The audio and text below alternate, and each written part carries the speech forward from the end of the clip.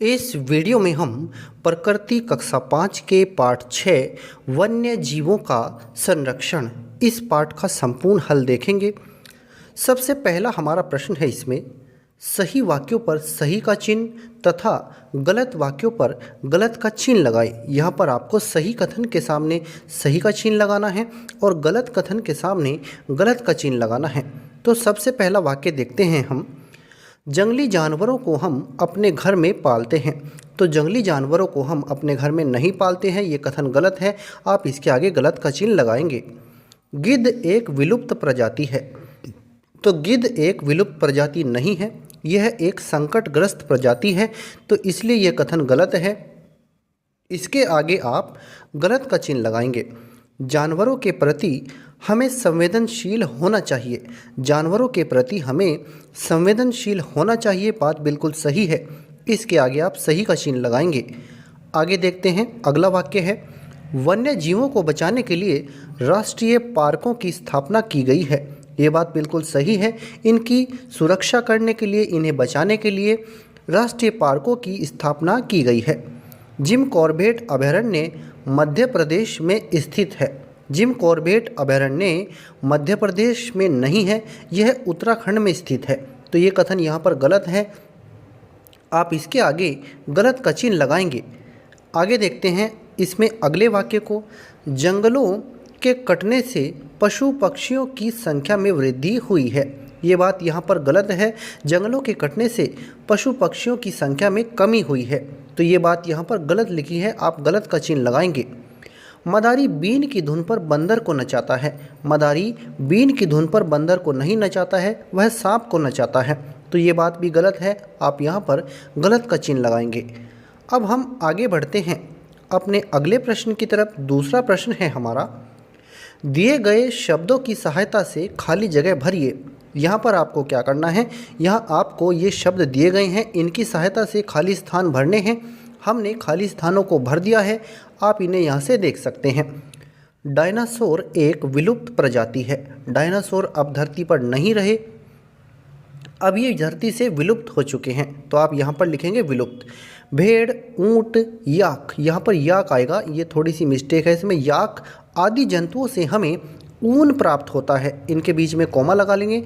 भेड़, ऊंट, याक आदि जंतुओं से हमें ऊन प्राप्त होता है।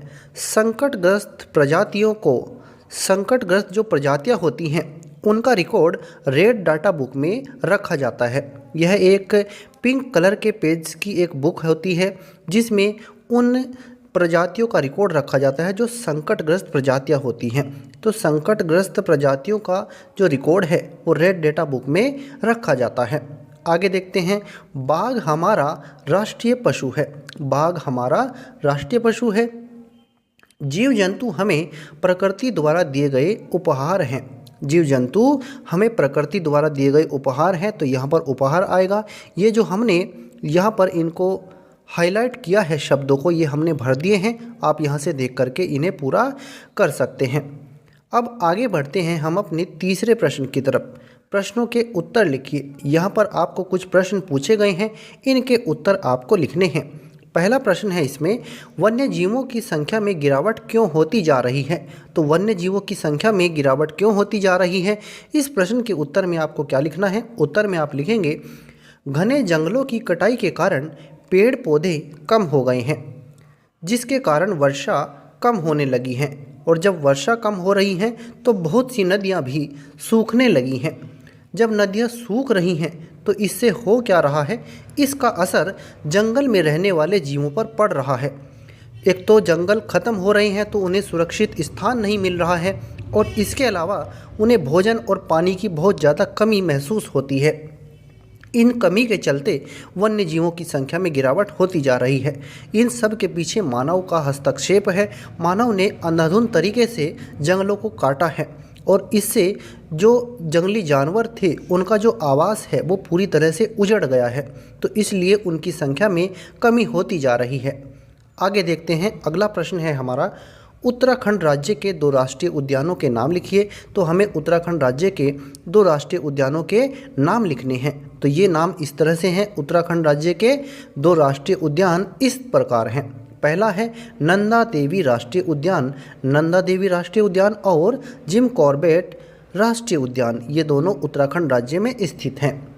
आगे देखते हैं, अगला प्रश्न है हमारा, प्रोजेक्ट टाइगर क्या है। तो देखिए, जो प्रोजेक्ट टाइगर है यह बाघों की सुरक्षा के लिए एक परियोजना है। बाघों को बचाने के लिए, बाघों को सुरक्षित करने के लिए एक परियोजना चलाई गई थी 1972 में। तो इस परियोजना को हम प्रोजेक्ट टाइगर के नाम से जानते हैं। तो प्रोजेक्ट टाइगर क्या है?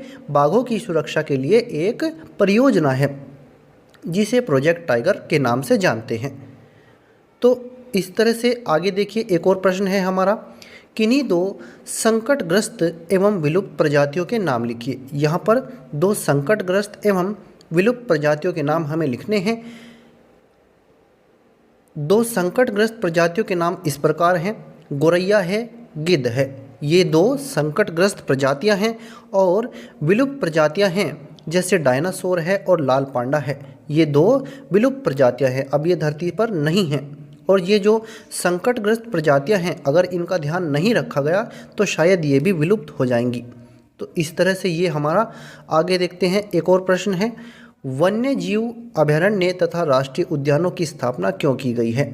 तो वन्य जीव अभयारण्य और राष्ट्रीय उद्यानों की स्थापना का उद्देश्य मुख्य रूप से यही है कि जो पशु पक्षी हैं, जो जंगली जानवर हैं, उनकी देखभाल करना, उन्हें सुरक्षा प्रदान करना, ताकि वो धरती से विलुप्त न हो जाए।